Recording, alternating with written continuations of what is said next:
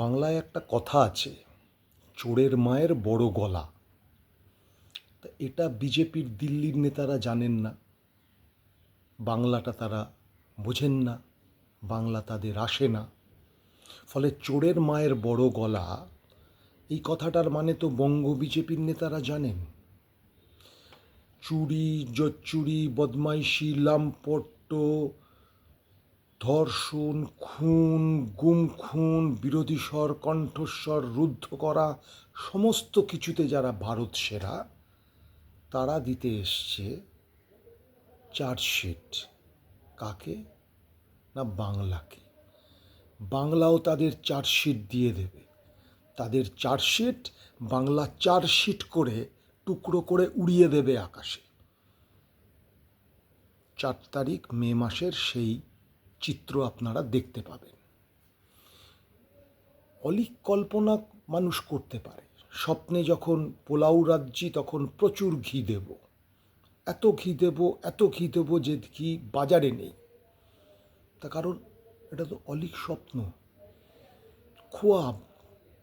কারো খোয়াব দেখার ওপর কোনো নিষেধাজ্ঞা আমার ধারণায়, আমার জানা মতে কেউ এখনো জারি করেনি। দিল্লির শাহেনশাহ থেকে বাংলার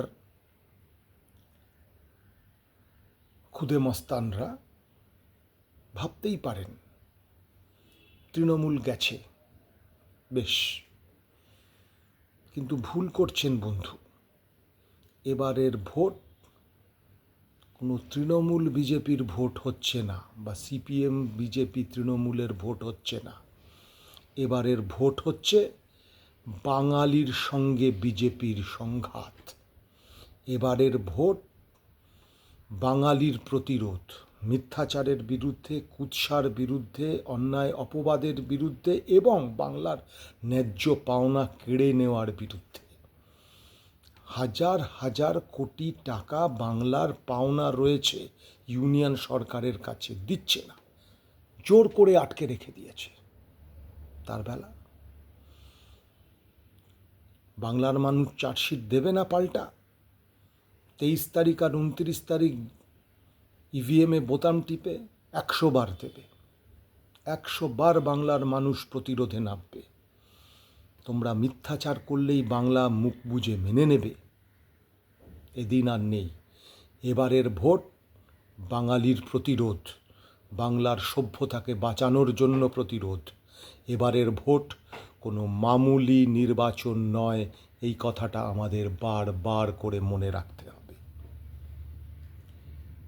আপনারা দেখছেন গণমঞ্চ বার্তা ইউটিউব চ্যানেল, আমি সুশান রায়। আমাদের চ্যানেলটি যদি আপনারা পছন্দ করে থাকেন তাহলে লাইক করুন, শেয়ার করুন, সাবস্ক্রাইব করুন, বন্ধুদের মাঝখানে ছড়িয়ে দিন। ধন্যবাদ।